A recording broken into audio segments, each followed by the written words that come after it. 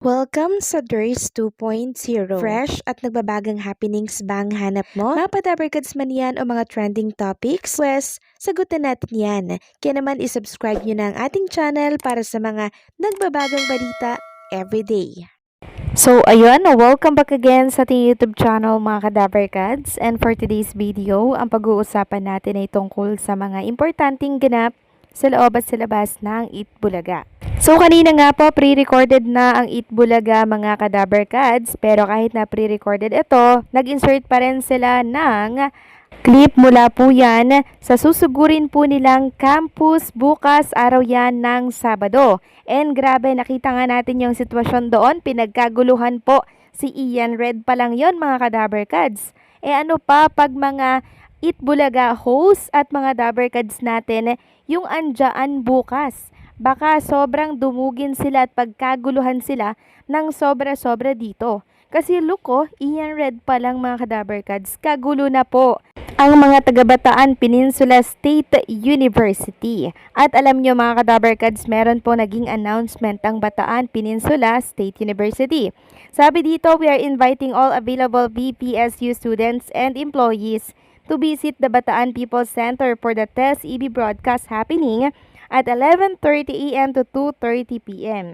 More sponsors and giveaways await our Peninsulares. Please bring your student or employee ID. Thank you.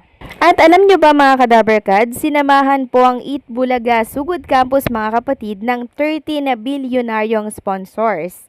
Ano-ano yan? Una, andyan ang Birch 345. Pangalawa, ang Pudgy Bar. Pangatlo, Choco Mucho. Pang-apat, Sunrocks. Pang-lima, EO Executive Optical. And pang-anim, ang Charmy. Pang-pito, Uwishi Crispy Patata. Kasunod ang Ensure, KFC, Naproxena Sodium, Planax, Wilkins, Travel Geeks, and syempre, ang Yakult. Total of 13 sponsors ito para yan bukas sa Sugod Campus, mga kapatid. And also, makakasama natin mga Kadabarkads sa Sugod Campus, mga kapatid, ang Peninsulares Dance Group, dito yan sa Eat Bulaga. And sabi nga dito, catch our very own sining ng lahing Peninsulares Silap Dance Unit together with other Peninsulares Dance Group on Eat Bulaga TVJ Sugod Campus on Saturday, September 13, 2025. Watch them live on TV5 12 noon. Special thanks to Bataan Peninsula State University Center for Culture and Arts, Eat Bulaga TVJ production crew, and High for the opportunity working with you. So ayan, puspusa na po ang paghahanda nila para bukas. And dadagsa na naman for sure ang mga tao sa Sugod Campus ng Eat Bulaga. At alam niyo ba mga Kadabarkads, meron po tayong mga makakasamang clones sa Sugod Campus mga kapatid. At una na nga pong kinumpirma ng ina ni Nadine Coronado ang pagkanta ng kanyang anak bukas sa Eat Bulaga. Sabi niya nga dito, bukas po kakanta si Nadine Coronado sa Eat Bulaga. Nasa Bataan ang cast ng Eat Bulaga Sugod Campus. At dahil nga po dito mga Kadabarkads, merong mga nagtatanong kung kasama daw ba si Elvis Presley at iba pang mga clone, lalo na si Jean Jordan Avina sa Sugod Campus mga kapatid. Well, abangan na lang natin mga Kadabarkads, no? Baka may special participation po ang mga clone winner natin dito po sa Sugod Campus. Kasi meron nga po si Nadine Coronado, 'di ba? Di lalo na po mga Kadabarkads yung mga winner na pasok sa Magic 9 ng The Clones. Samantalang pag-usapan naman natin ang tungkol dito sa kaganapan po sa Baguio ng ating mga clones. So parang resort nga po yung natuluyan nila dito sa Baguio mga Kadabarkads kasi merong mini swimming pool. And nakita ko po yung setup ng dining table nila doon. Parang Christmas vibes mga Kadabarkads. Pakiwari ko isasama talaga ito sa ano po ng Eat Bulaga, yung Christmas Station ID ng TV5. Kasama syempre ang Dabarkads natin. Malakas ang kutob ko na ito po yung sinut nila dito mga Kadabarkads. Kasi look may pa-cake dyan, tapos yung table runner is color red na meron pong connection sa Christmas. Sabi nga dito ng isang netizen, nasa Baguio for the events, abangan nyo. The clone Karen Pavarotti at Elvis excited na ako. Get well soon Jerome, Cyrus Ibardome, take med and bawi ng tulog. So masama po ang pakiramdam talaga nitong si Elvis Presley ng Pilipinas. Kaya naman di po maiwasang mag-alala ng ilang Dabbercads natin para po kay Jerome. Kasi kahit meron po siyang nararamdaman or may sakit po siya, for the shoot pa rin po ang person. At alam niyo ba mga Dabbercads, kung sakasakali po nakasama ang mga clone natin dito po sa Sugod Campus mga kapatid, nako siguradong yayanigin na ang Bataan State University.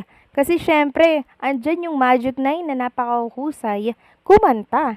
Samahan pa ng Nadine Coronado. Wala na, finish na mga Dabbercad. Siguradong tututukan na naman po ang Itbulaga ng buong bansa. Samantalang isang Dabbercads naman ang naglabas po ng statement na kung saan ay makikita nga dito sa mga picture na binahagi niya na sobrang emosyonal nga po siya mga Dabbercads. Sabi dito ni Ai Sigera, ang weird pa rin na wala kayo mamaya. Parang hindi pa rin totoo. Hindi pa rin ako makapaniwala honestly. Natatakot ako na mararamdaman ko kapag tumingin ako sa audience at hindi ko kayo makikita. Sana samahan niyo pa rin ako. Kagaya ng parati niyong ginagawa. Tulungan niyo ako magkaroon ng lakas ng loob at gaya ng parating sinasabi mo sa akin, Mama, galingan mo, bata. I will give my 100% kasi gusto ko lagi kayong proud sa akin. I love you, Mama and Daddy. I miss you so much. So, may concert kasi, no? Itong si Ai Sigera and hopefully maging successful yon mga Dabbercads. Kasama niya ata sa concert na to si Bossing Big Soto. September 12, diba? 2025. So, supportahan natin si Ai Sigera. Samantalang next topic naman tayo mga Dabbercads. Pag-usapan natin ang tungkol dito sa isang fans na patuloy po nagme-message kay Jerome Ibardome dahil sa sobrang paghanga at pagmamahal niya kay Elvis Presley clone. Sabi niya nga, hala yung iba na replyan mo, bakit ako hindi? Nakakatampo yata kahit busy ako sa work, naisisingit ko palagi at nag-update pa naman ako sa mga post mo. Lagi akong nagchat-chat at tinatag ko lagi sa Itbulaga TVJ ang mga names mo dahil gusto ko na makita ka anak sa TV. Sobrang natuwa ako sa voice mo at parang nakikita ko si Elvis Presley sa katauhan mo. Ngayon, nagsorry po si Elvis Presley or si Jerome. Sabi niya, ay sorry po, busy po kasi. Tapos sabi naman nung reply mo pa lang, kinikilig na talaga ako nak, sana magkita tayo soon. So nakakataba ng puso yung mga ganitong fans, mga Dabbercads, no? Talagang love na love nila itong si Jerome Ibardome. So huwag kayong magtatampo pag hindi po kayo nare-replyan or napapansin ni Jerome dahil sobrang busy po ng batang ito. Naisisingit niya lamang po yung kanyang mga gig, mga event niya po dahil syempre kailangan niya rin naman pong kumita kahit na siya ay nag-aaral. Kaya sana konting unawa lang mga Dabbercads. Kasi sobrang bonus na lang po na tayo mapansin ng isang Jerome Ibardome na clone po ni Elvis Presley. And hopefully malayo ang marating nitong si Jerome Cyrus Ibardome. Ipag-pray natin yan mga Dabbercads kasi napakahusay niya and napakapogi nitong si Jerome Ibardome. Ang lakas ng dating mga Dabbercads. So anong say niyo dito? Please comment down below.